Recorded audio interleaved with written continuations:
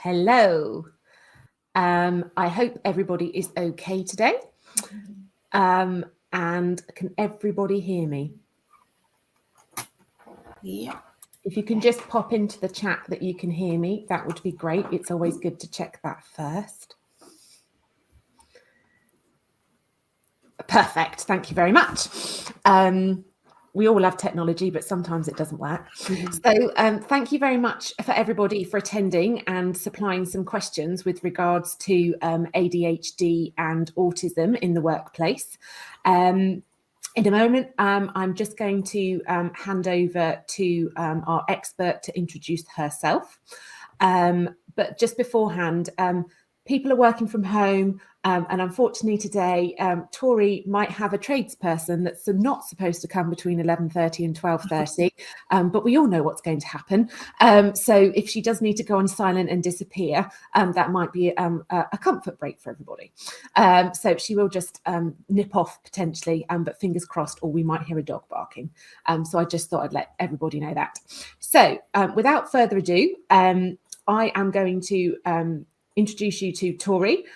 Tori is from our Charity of the Year, and we have supported More Education and Koala Hub for 2023. So Tori, do you want to introduce yourself and what you do? I will, yeah. So I am Head of Operations for More Education. So I founded the charity. I am autistic myself with ADHD, so an expert by experience, but also support lots and lots of people who are also autistic, ADHD, or otherwise neurodivergent. Fantastic.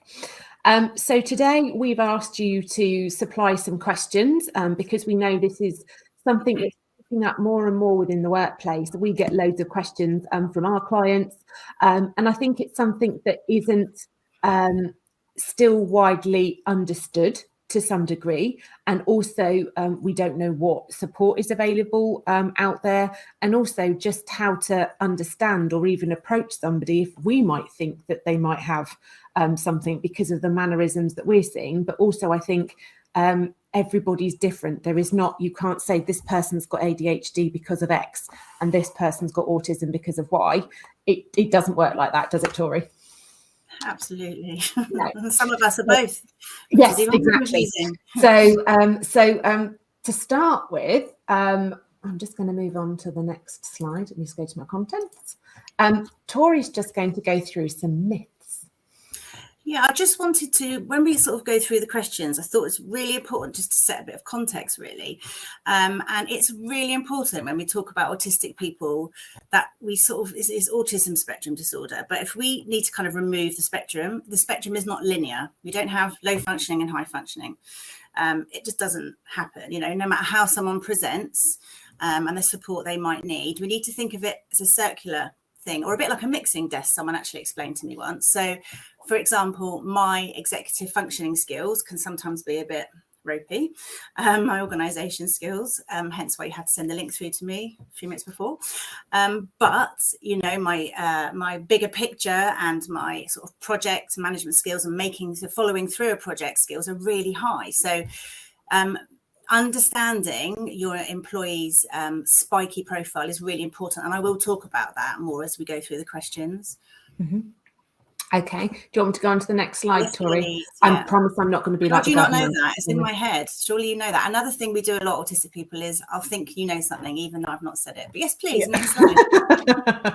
Perfect. Okay, so yeah, the strengths and weaknesses. So Genius Within is an organisation I would pencil down if you're watching. They are really helpful for profiling your employees' profile, really, and their strengths and weaknesses. It's, you know, we talk about diagnosis, but really it's important to think about those things that your employee needs to be successful at work.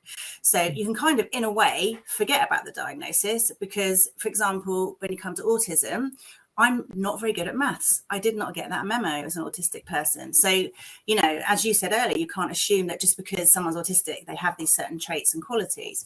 So, you know, attention to detail in autistic people is, you know, can be really good. Pattern spotting. That's why a lot of autistic people end up being data analysts and people like that because they see patterns in data. You know, honesty. It's really, sometimes too honest, but, a lot of autistic people can be very forthright in their views, sometimes can appear to be rude, but it's not rude. It's just, we often don't have that filter, and we don't put the niceties around language that neurotypical people sometimes do. I get told my emails are quite blunt sometimes, but I don't see the point in, asking you if you've had a nice weekend, and I just don't do it. And it's like, it's not, it's just, I'm to the point. Let's get this done. Yeah. So, but with that does come weaknesses, overstimulation and stress. Sensory processing is a big thing we'll talk about as we sort of move through the questions. The way I kind of put this into context for people who don't struggle with sensory issues is I took an ex-employer into Stratford Mall with me, and we stood in the middle of the mall, and I said, what can you hear? He said, nothing. I said, right, I can hear every single different type of music in every single shop. I can hear at least 20 different conversations, and my brain's tuning into them. There's a baby crying over there. There's a trolley, the little machines that people take around, like cleaning machines. There's 2 of them in here. And he was like, wow. And I was like, yeah. And now we'll talk about the smells. So there's about 5 different cuisines in here. I can smell them. That light is flickering above me, and it's doing my head in. It's really distracting. All these things. And he's like, wow. I did not realize, so some people say it's a bit of a superpower, but it's also very overstimulating when your brain can't block that stuff out and focus on what you should be focusing on. So another really important thing to put in, because, ADHDers, autistic people often have sensory issues. So next slide, please. Okay. So finally, it's not a great, I was trying to find a good picture. It wasn't great to find, but an example of a spiky profile. So this person here, looking at emotions and feelings. So it says here, and I read it earlier, it says not impulsive, but they've got quite a few challenges there. So, an employee with impulsivity might be someone who flip-flops around with ideas and concepts. I can be a bit like that. But this employee can manage change well. So if they came into work in the morning and you said, sorry, we've had to cancel this meeting, we need you to go out and see a client instead, this employer would be okay with that. They'd be, yeah, fine. Some of us won't be okay with that, because in our mind, we've planned what we need to do. And actually, there's a degree of social anxiety about going out to a client, and we need to prepare ourselves for that. Doesn't mean we can't do it. Fidgeting. So this person has some challenges. I'm here with my therapy. Helps me think. If I'm fidgeting, I cannot physically sit still. Sitting still for me, I explained to a psychiatrist many years ago, is like a bottle of Coke that needs to erupt. Even if I'm just moving my hands or something, if I try and stay still, we do it at home. It's like the challenge we try and do, but it literally feels like there is fizzy coming up through my body, and I just need to let it out. So fidgeting's a thing. The pen tappers? Yeah. Happy. I want to tap those pen tappers. But they're also really annoying because sensory, right? Tap, tap, tap. Stop tapping. Yeah. But then you'll find autistic people often have stims like that, which are annoying, but because they're doing them and in control of them, they're fine with it. Yeah. So, and this person's empathetic. Just very briefly, empathy. People say that autistic people don't feel empathy. We just feel it. A lot of us feel it a bit differently. So cognitive empathy, being able to put yourself in someone else's shoes, is not something, it's not something that I can do. I can sympathize, especially if I've been in that situation myself. So it's just important to understand that it's not a, they're a bit cold, aren't they? They don't seem to care about that thing. Often we just can't, it's just not in our, something we can do cognitively. So you can see, and everyone will have, all of you watching will have a different profile. We all have different profiles. So and this is what Genius Within, the Do It Profiler, and other and I'll pass these on to Kate after. Yeah, I'll add these in as well at the end. We've got those links so you can have these, so don't panic. And they're not expensive. I think Genius Within is £40. So it's not, and I think it's available for 3 months or something like that. So you can go back in and redo it if you want to, or just make sure you've got all that information. I've actually just given that to one of my clients on your recommendation about how we can help the person. We know they've just been diagnosed, but as a management team, the client just doesn't understand how and what areas that they might need some support in. Well, and also we don't know often. So a lot of us have something called alexithymia, which means that we don't understand our emotions or why we're thinking a certain way. I thought for years, gosh, I'm really angry. It's not, it's anxiety. And that's the way but I cannot tell you when I'm anxious. So if you say to you, and that can be quite frustrating as an employer, so being on both sides, well, what do you need? I don't know. So, you know, using something like this and using it together and sort of co-producing this support is really important. So just to set that context, I thought it was really important. Perfect. Okay. So just before we launch into the questions, we've had questions from quite a few different people. Everything's anonymous, so we're not going to be saying who's given these questions. And if you've got any questions that you want to ask further on, all you need to do is just pop them in the chat, and Tia and Becca will keep an eye on the chat. If it's relevant to the question that we're on, they'll pick it up. If not, we'll pick it up at the end of the session. So feel free just to pop any more questions that you might have in, but also be mindful that Tori might not be able to answer them straight away. She might have to come back on some of them. And I've said that to Tori. If there's something that you want to just sort of like think about for a little bit more and then come back on, we will do that. Okay? Processing time. Exactly. Need that. So let's go on to the first question, which is, we had two quite similar questions. So how to increase responsibilities and salary with an employee with ADHD, or how can we support neurodiverse colleagues reach their full potential in work? So I felt those were quite similar questions, to be fair. Okay. So looking at this, I think a lot of it is looking at their profile. What can you put in place to support them? Some fixes are easy. So, you know, if you're in a busy call center, can they wear headphones? You know, when they're listening, we've got, these are amazing. So these are, I don't know whether the camera is now, these are called Flare. Yeah. And they are ear plugs, but they've got a hole in them. So they basically change the shape of your ear canal so that the really annoying high-pitched sounds that can be quite triggering, they're just dulled, and it's brilliant. So you don't have that horrible in your ear kind of breathing in your ear sort of thing. You know, scheduled admin days. So I have, especially if someone's working from home, I now have a Wednesday and a Friday are strictly admin days, so that I'm not being distracted. Because if you've got ADHD, often we struggle to stay on task unless it's something that's really interesting us. So we tend to flit around to keep our dopamine levels up. So it's basically, you know, haven't got enough dopamine in our brains, and that's why we can appear impulsive. It's basically like you're looking for an adrenaline rush constantly, which is sometimes quite hard to get in the office. So having those days that are strictly for doing admin or certain tasks can be helpful. We often procrastinate. So deadlines last minute. I'm sure some of you may have, you know, had that you'll have someone who says, I'm working on it, but they don't work on it till the last minute. So that can be difficult. But, you know, getting some support in for them to coach them and to help them to understand their neurology as well. Like often, some of us don't have the self-awareness to understand what it is we need. And then suddenly you'll go, oh, that's what I need. That really helped me. So, headphones in office if you can, putting them in a part of I'm talking very practical things here, and I realise that I may have taken that's fine. Literally, you know, having I used to work in a big office, and I was put in the walkway, so people just walk past me and talk to me all the time. I didn't get any work done. By the time I had recalibrated my brain and got back to what I was doing, someone else was walking by. So you know, those just really basic, those distractions are really key. And just, you know, play to your strengths. Like within our charity, most people are neurodivergent. You know, for example, my job is not doing all the sort of, you know, the basic admin tasks. I'm just not very good at it. You know, why would I do it when there's someone that can do it better than me? And then I've got one of my staff is just panics with computers and technology. So we just support her best we can, so that actually, you know, whilst giving her training as well, gently, but, you know, why put her in a situation where she's going to fail? You know, it's just really tricky. But I think understanding that everyone's different as well. So you're not going to have a carbon copy, or this will work for one ADHD, or this will work for another.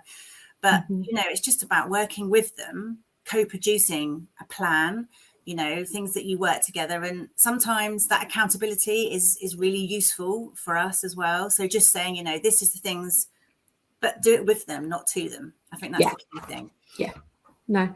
On the flip side then, there is quite a few people that are working from home now. Is Yeah. that a good thing for somebody that's neurodivergent, or is that sometimes a bad thing as well? So I think the current stat is 23% of autistic adults are in full-time employment. I think that will hopefully expand. I said to my daughter the other day, she wants to be a programmer. I said, you can work from home doing that. She was like, what? Are you serious? It opens up a world. But for me personally, I actually quite like being around people. Yeah, so I need that interaction with other people, and I find being at home quite isolated. So I do like to go to the hub and meet our community and see. So again, it's all about the person. Yeah, it's all about and flexi working can be really useful. I work better at night, definitely. Yeah. Okay. Fair enough. Yeah, that's good. Okay. I hope that answered the question for whoever asked that question. So we're going to swiftly move on to the next one if there isn't any other questions. I did notice that somebody asked about slides afterwards. There'll be a full recording of all of this afterwards that I'll send to you. So please don't worry about that. And you don't have to make too many notes. You can just listen and ask questions. So next slide and question is, how do we help those on our team that are neurodivergent communicate with the team? And I know this is quite common. We get quite a lot of those questions coming to us. I know it's a two-way process and everyone needs to play a part.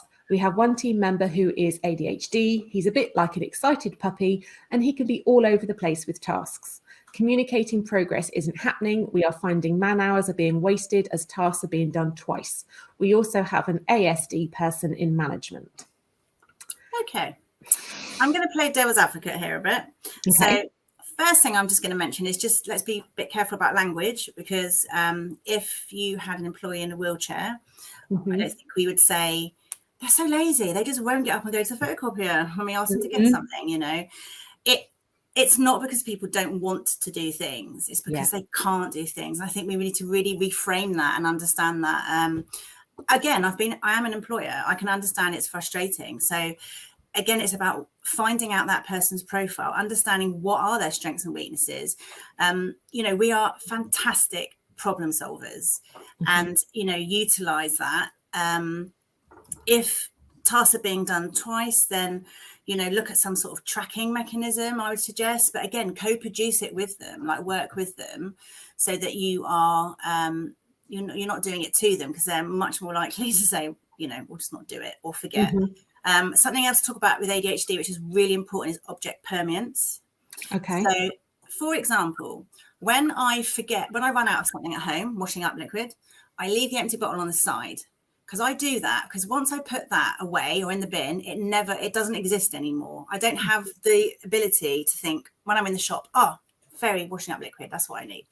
So again, I've got things posted around my office that are visual, that I can see. I've got post-it notes everywhere that remind me I need to do things. So even post-it notes, like, put tasks on post-it notes, chuck it in the bin when you've done it. So it's really visual and people can see that they're progressing and working through. That's one strategy. But I think that profile is really important with someone like this, definitely. Yeah. So again, it's the profile. I worked in hotels, I don't know, about 2 years ago when I first started out in HR. And we had somebody come on an apprenticeship, actually, working as a commie chef, came in,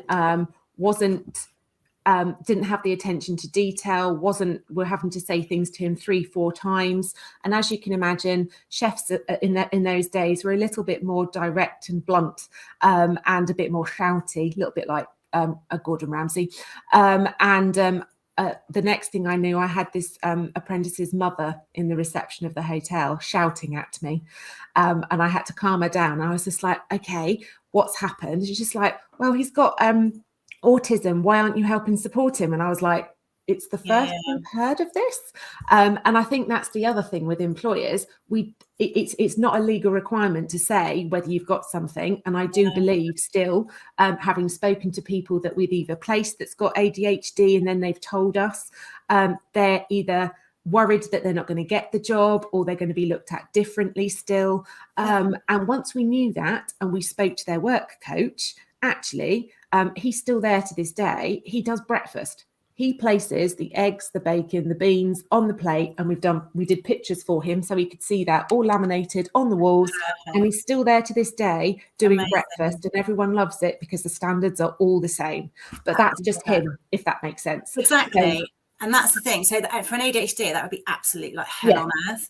So I think and technology, use technology, but strategy wise, I used to be a primary school teacher, and my deputy head would grab me in the corridor and say, "Can you do this?" I would forget by the time I got to my office. I had to carry post-it notes around with me. So, strategies like get that employee to carry around, their phone with them and to use speech to text. And just say, right, use something like scheduler or planner and just say, right, job to do follow up this. It's about encouraging people to find strategies that work for them. I love planner on my phone, but then because I don't see it, I forget about it. Perfect. Okay. Anything else on that question, Tori, that you wanted to say? Also very quickly, autistic people and ADHDs, they can be different. So much as two neurotypical people may clash at work, you might have people, and for an autistic person, often we need that routine, just like the person you're talking about just then, that routine, that predictability. And where they can clash is an ADHD thrives on not having that routine and predictability. So that's got to be managed. Yeah, perfect. We've had a question in, which is probably more than me than it is you, Tori, but feel free to butt in if you want to. So if an employee doesn't declare that they've got ADHD or autism, if the employer doesn't support and it comes up later down the line, say at a tribunal, what is the stance, responsibility or liability of this from each side? I think it's still a little bit of both. So if somebody doesn't feel comfortable in telling somebody, I think if you're going through, say, a performance review because they're not performing to what you're wanting to do, it's making sure that you're giving them the opportunity to talk to you and tell you what it is. If a tribunal sees that actually you've not had any patience because you've told them twice, they're not listening, and you've decided to dismiss them, the tribunal will say, well, what have you done to try and understand why that they don't understand? And I think that's the big thing. You need to try and get that understanding a little bit as well.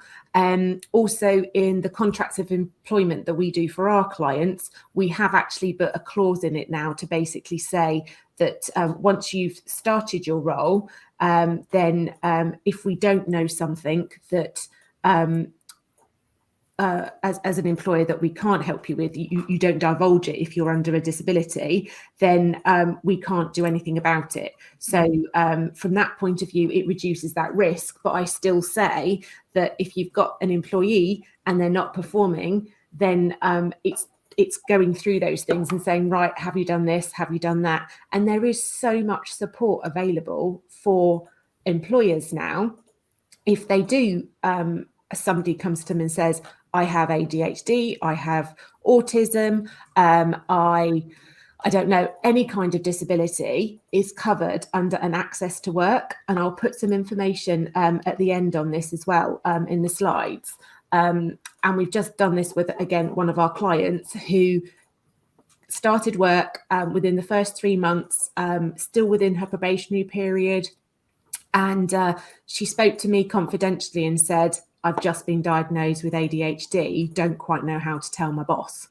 So from that perspective, we went through, but because she was still so early in her employment, the access to work is something that the employee has to complete. So it could be something that you put in your induction program just as a blind thing now, to say, if you've got a disability and you need some support, then you complete this form online. They then come do an assessment. And this is one of the policies that the government has actually put their money where their mouth is. And they will come back and say, this employee needs X, Y, and Z. If you're a small employer, then you get 100% of the money back of whatever you get. So if you've got somebody that's quite fidgety and they say actually they need a standing desk so they can stand up and sit down, they'd pay for the cost of a standing desk. On this particular case, we've got 10 2-hour coaching sessions for her. They've given her a remarkable 2 in order to make notes. and also a training session on how to make use of it best based on her strengths and her weaknesses. And also a training session for the management team that's managing her to help with that and the communication. So if you don't do it within the first 6 weeks, you can still do it, but it could be that you have to contribute some money towards the cost, but the government would still do the majority of it. But still, so many people don't know that this exists. So, which is really, really sad. So I'm trying to advocate it at the moment and let as many people know about it as possible, but I will put some more information in it for you.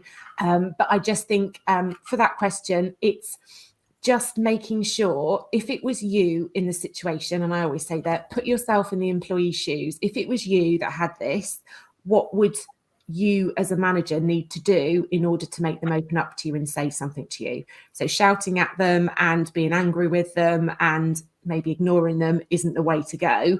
It's that empathy that you need to have with them. And I know it can be frustrating, but if we don't know everything, then we can't help that person. Definitely.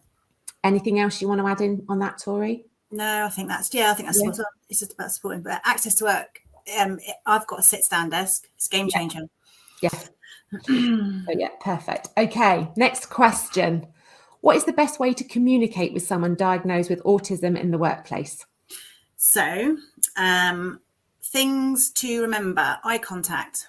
Often we don't like it. It's really painful, actually, and I can't think. So when I am making eye contact with someone, all I'm thinking about is, am I looking too much? Am I staring? Look away. Stop being weird.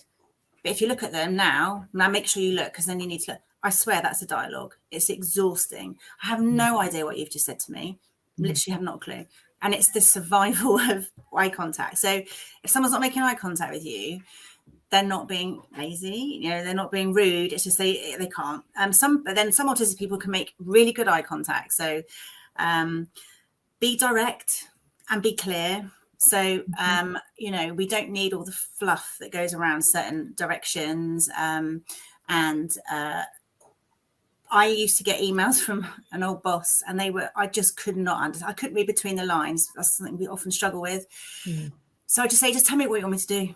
Just tell me. Just be really clear. Like, it's okay. Don't talk around the houses, and just tell me. And understand literal thinking is really important.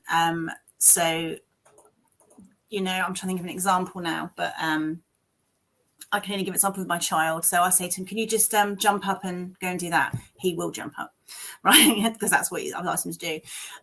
Not all autistic people struggle with literal thinking, but just ask yourself, be honest with yourself, really, and just say, is anything that I've communicated, have I done it the best way that I can? And going back to profiling they're profiling them as a person is just really key, because we've all got different needs. We support someone who is so anxious most of the time, they just talk at you constantly, and it's really overwhelming. So we're sort of working with them because they're really struggling in the workplace with their colleagues. So we're sort of giving them other ways to sort of outlet that anxiety and that constant stream of consciousness that obviously goes on in their head, but it must be so exhausting for them as well. So does that answer the question? I think so. Yeah. That's good. I go off tangent a bit. That's not okay. Oh, was that a question that came in on that one?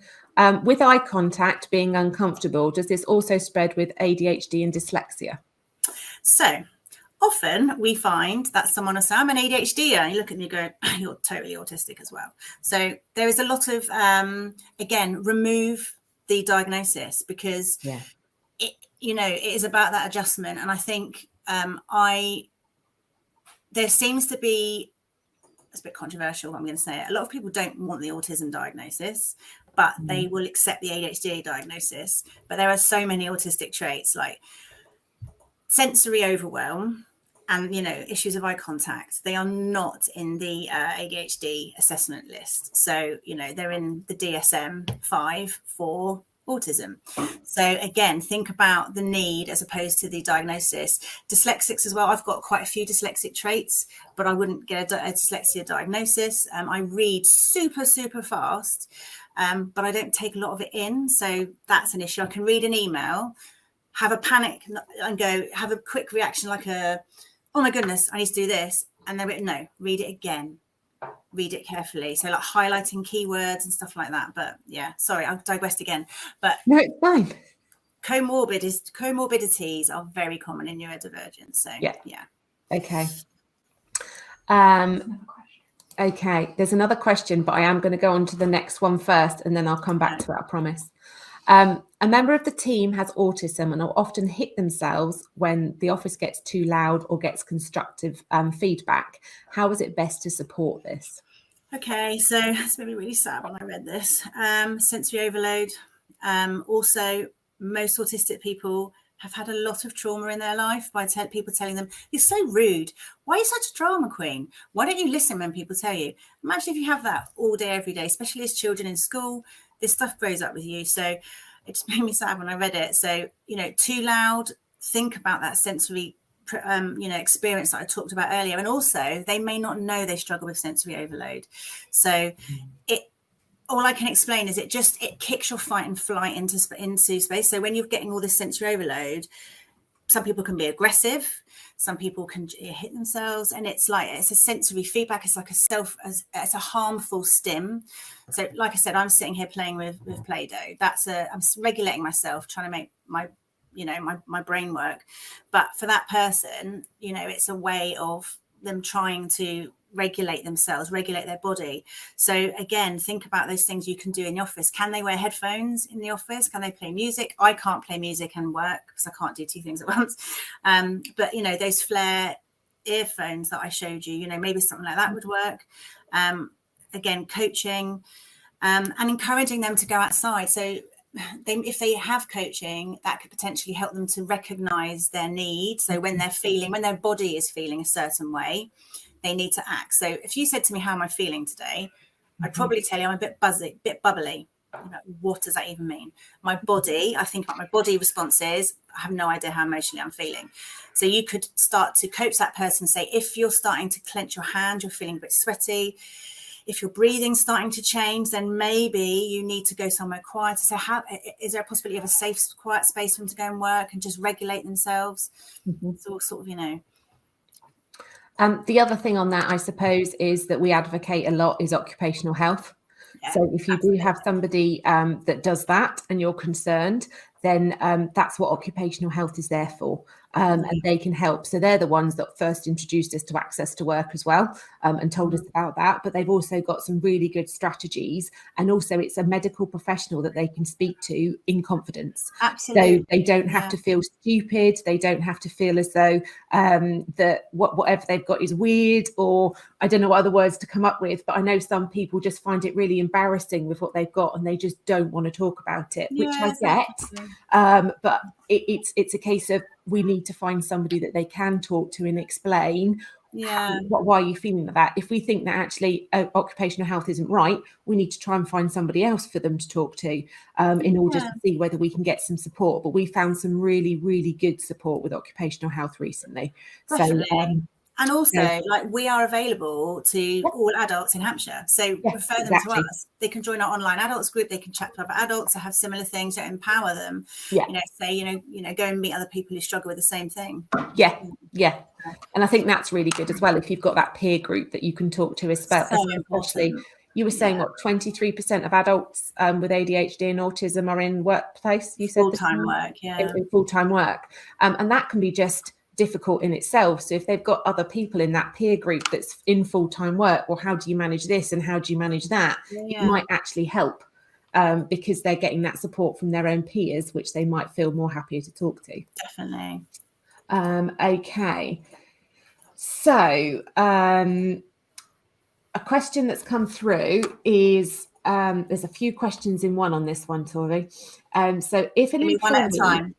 Okay, with ADHD and autism is in a customer-facing role and struggle to deliver what we understand as good customer service, from a neurotypical perspective, how do you support development? Okay, so just to give you some feedback there, which is really important, is you have just audibly told me the question. I've taken in about 3 words and not taken that into, right? So it's really hard. So neurotypical customer feedback is going to look different from neurodivergent feedback because we're just to the point. So it's really hard. I think that's a really tricky one. I think about that one for a minute, Tori. Yeah. I'd much prefer you to think about it and we get some good feedback. And I can always add that as a slide with your feedback on it later. So I can send you that question. That's fine. And at what point, this is a follow-on to it, at what point is it a case of someone needing a more suitable role? And does this need to be considered in someone's probationary period? So what I'll do is with that question, I'll copy and send it to you, Tori, and then you can come back and then we'll come back with a written response on that at the end of the webinar when I've set it up. So we can do that. And somebody else has said, the Flare audio has been a game changer for my son and my husband. So that's a positive thing on it. So that's good. Okay, so next question. What is an employer legally required to do in terms of reasonable adjustments? Okay, so I have copied and pasted some of the Equality Act 2010. So this is a duty for employers to make reasonable adjustments. The aim of the duty is to make sure that as far as reasonable, disabled workers have the same access to everything involved in doing and keeping a job as non-disabled workers. I'm going to go back to the wheelchair analogy again. In fact, we're about to start get another space for our hub. And the first thing we did when we went in there is went, how are they going to get down to the toilet? Some of the people that aren't able to physically do 3 or 4 steps. But, you know, we have to think about that for all disabled people as well. So, it's about working with them and about, you know, supporting them. There is so much we can do now, especially with working from home. But I think the key thing to remember, especially with autistic people, is autism plus environment equals outcome. So if you put an autistic person 9 times out of 10 in the wrong environment, they're not going to succeed. They're not going to be able to, you know, take things on board. Like if I'm in a really busy room trying to understand what someone's saying to me, it literally goes, and when you're sort of telling me verbally, I really struggle with my auditory processing.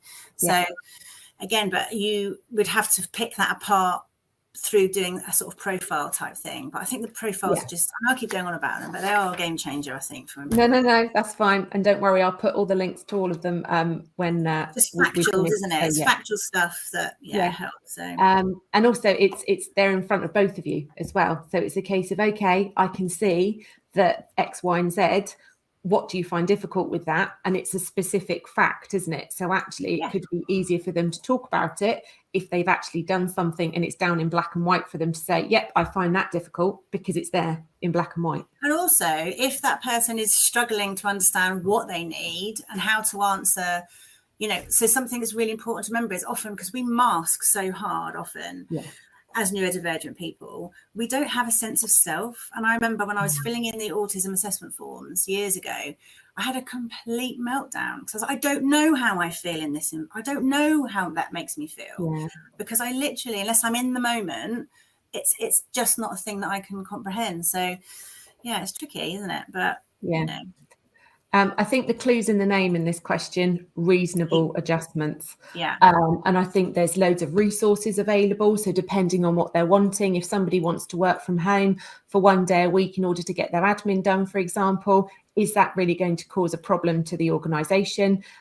Is it practical? Is it something that they can do? Obviously, if they work in a shop, for example, behind a till, that's not really going to work. So it is based on the role. And sometimes I do agree with the previous question that we've had that Tori's going to come back on. Sometimes people think, yes, they can do a role, but actually it is too much for them. And looking at something different or trying to encourage them to say that actually maybe this isn't the right role, but if you've done the profiling, then this role could be better for you. It doesn't necessarily have to be in your organisation, but actually you don't want to be banging their head on a brick wall and banging your head on a brick wall either. And it ruins your self-esteem. It doesn't help anybody. No. Okay, so next question. How to introduce support to a biased team with outdated approaches. I do like the way that this question was worded. Good quality training and leading from the top. So, you know, showing, modeling those behaviors really is really key. You can do all the training in the world, but if your management team are not sort of buying into that, it just doesn't go sort of filter through the organization really. But training is the important thing, and training from neurodivergent people. There's too many neurotypicals out there telling us what we need and you know what works for us, when you need people who understand, who've been in that. You know, I wouldn't go and do training on what it's like to be a wheelchair. I use a wheelchair as a disability aid, so I wouldn't go and train on it. But you know, so yeah, good quality training, really, really helpful. Yeah, perfect. And don't worry, there's a slide at the end that might help you. So do two things: be helpful to your charity and also helpful to your organisation. Okay, next question. How do I need to offer my employee support even if they don't have a formal diagnosis? Technically, no, but it's not, a medical diagnosis is not strictly needed. And if your employee, correct me if I'm wrong, Kate, takes you to tribunal and medical experts are called and they say it's really obvious that they have these needs and they're possibly autistic, you know, with access to work and stuff like that, there's just, again, going back to that profile, if you understand that person's profile and how they you know, just try and support them as best you can. So no, technically you don't need to, but I would suggest a good sort of employer would try and support those needs, definitely. Yeah. And also you don't have to be diagnosed to necessarily have a disability under the Equality Act. If your life has been dramatically impacted by whatever your issues are, whatever they could be, mental, physical, then if it's more than sort of like a year or 6 months that this has been going on, then actually they can fall under the Equality Act automatically. So it's really important to make sure that we understand that, and that can be done by occupational health, having those conversations with them. But if you've, it is really, really important, as Tori said, is to have those conversations. And if you can do anything reasonable, then to do it. But I think these profiles, which I would advocate as well, are really, really helpful, and they don't cost the earth. Well, so, also, and also because for example, we've got a personal admin offer now at Koala. So if you've got a member of staff who says, you know, I think I've got ADHD, but the waiting list is 3 years, and just signpost them to us because we can work with them for your right to choose.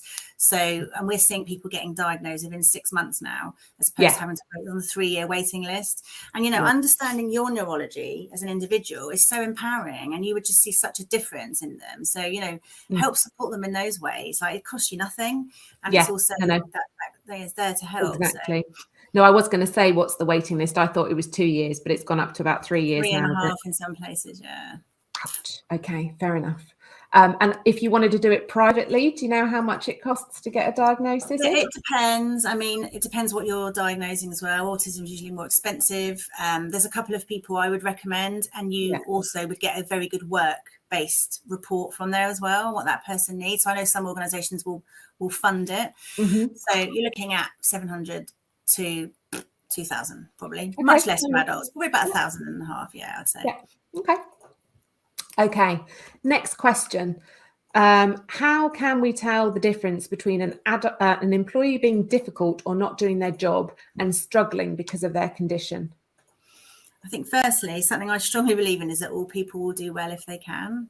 And I think you know, autistic adults, we can sometimes come across as really inflexible, argumentative, and demand avoidant, but there's a reason behind that. So if they don't feel safe in their environment, you know, we will often react in a way that just seems very, you know, avoidant and difficult. But you know, people who don't feel like that don't behave like that. So there is quite a lot to pick apart there. And I think, again, it's about sort of making them feel safe enough to discuss the things they're struggling with, you know, so that you can work through them together. I honestly don't believe that people just don't do something. You know, we talk a lot, especially with ADHDers, get branded lazy quite a lot. And often it's executive functioning is such an issue for some people. And autistic inertia, they're all things that sort of we talk about in our training. And it's just stuff to really understand, because it's not something neurotypical people struggle with. And that's the thing. And it's, you know, you can tie yourself in knots. Procrastination again, you know, it's those things that you think, well, just don't procrastinate. Yeah. I really wish it was that easy. easy. Done. But yeah, so it's a tricky one, and I think it's about reframing neurodiversity. It's about understanding it as an organisation and really getting to the crux of it. And you know, yeah, sometimes it is difficult to provide that support, but you know, as we know, some of our strengths. There's a reason why, you know, a lot of programmers are autistic, a lot of, you know, project managers, and, you know, we've got amazing skill sets to offer if we feel safe and we're in the right environment. Yeah, no, completely agree. We've had another question, which you might be able to help with. A member of the team has been diagnosed with dyslexia, highlighted by us and tested our training provider, and they recommended the employee also gets an ADHD review, also strongly recommended. They took this to the NHS, and the NHS asked them to fill in a survey, and they said they did not qualify for referral on NHS for diagnosis. What would you recommend next? We get a lot of this. Again, we can put in the comments, I've got screening forms that you could get your member of staff to fill in and support them to fill them in if they need that, and then take it back to their GP, ask for a second opinion. So when I went for my initial ADHD, because I knew I had ADHD from a teenager, and when I went for my initial diagnosis, the GP said, how can you have ADHD? You're so self-aware. What I didn't know at the time was that I was autistic, so I wasn't that self-aware, and I just, you know, researched things, so I knew about it, but I couldn't actually express or understand how that applied to me. So yeah, we get a lot of that, and I think that's it's just about pushing back, actually, and just supporting them. And if you're seeing stuff at work, you know, write a letter supporting it and just saying, we're seeing these behaviours at work, we're seeing these things, and they desperately need some support, because ADHD medication is a game changer for some people. Yeah. Also occupational health. If you've got a report from an occupational health therapist as well, that will also support with the NHS, because it's someone separate and they've already done some bits. So that's something else to add to that if they need a little bit more oomph. So yeah, I'll make sure that that information is forwarded to the person that asked the question, but also anyone else that's on the call as well. It's nice to hear someone being supported. Yeah, it is. I was just about to say the same thing, which is really, really good. Okay, and the next question, which is the final question that we've been pre-asked, is where can I access training for my managers so that they can manage their team, as it is putting a real strain on them? Wow, funny you should say that. So we offer at the moment general training on neurodiversity, sort of mainly autism, ADHD, just so that managers can really understand it a bit better. And we've got a sort of, you can buy in and just come and join us on an Eventbrite date. We also offer training in-house. So, for example, one of our customers is asking us to go in and do self-advocacy training with a team of neurodivergent employees. So there's loads of ways of, you know, of us supporting. I mean, there are other people definitely who can help. So, but we can help, yes. So, okay. Please reach out. I will. I'll show you. There's a couple of slides at the end that I've got with information on the current course that's coming up, and also with Tori's contact details on as well. Have we got any other questions before we wrap up? I think there's been lots of things answered. I've certainly learned some new things, which is good. I always like learning new things as well. I think one thing nothing coming forward at the moment. One thing I just wanted to add is I think the fact that everyone is here and listening means that they want to make a difference. And I think also, like, you're not expected to know everything. Like, how would you if you don't live that experience in your day-to-day life? You know, it's just about sort of educating, isn't it? And understanding. So no, definitely. Okay.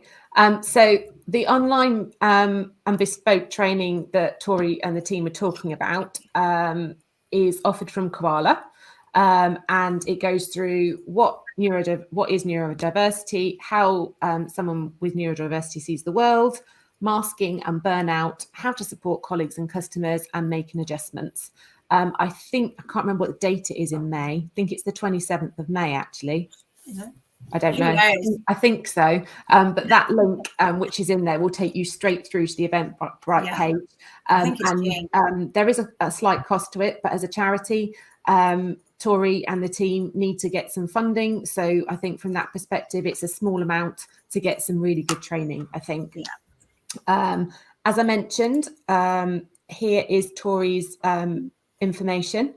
And I noted on the bottom of her email signature, I haven't put Tori's telephone number down because she prefers to have arranged meetings done. So if you'd like to discuss anything with Tori, if you email her first, then she can organise a time when she's knows that you're going to call in order to make sure that she's prepared for it. So I didn't put that down on purpose. I think that's another thing to add is a lot of autistic people hate the telephone, and I hate it because I can't read your cues. So I'll just talk over you.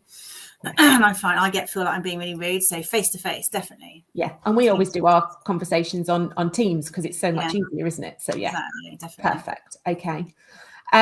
Our next Q&A session is going to be on the 11th of May, and it's going to be for financial support for employees, and employees are welcome to join. So Richard Barron from Sterling Welsh is a financial advisor. And because of the cost of living crisis, everyone really starting to struggle more and more, we're seeing. Although as of April, people will get more in the minimum wage, everything's going up in price, your average shopping cart's going up, which is going to make it even more difficult for people to do things like pensions and buy a house and things like that. So this session is specifically for employees, and Richard will give responses to questions with regards to anything to do with investments, pensions, mortgages, people that are self-employed that want a mortgage, that's his specialism. So any questions that employees have got, then that is the next one. So I'll send that link round as well. All I need to do now is to thank Tori very much for coming on and having a chat with us and answering those questions. I hope that you have found it all very helpful. I'm just going to ask one more time if there's any other questions that you have. If not, I will make sure that I get the responses to anything that we've not managed to respond to today out. But I can't guarantee it's going to be today because I need to get Tori to respond to that question so we can do it all in one go. So yeah, thank you very much, and we'll see you again soon on another Q&A. Take care.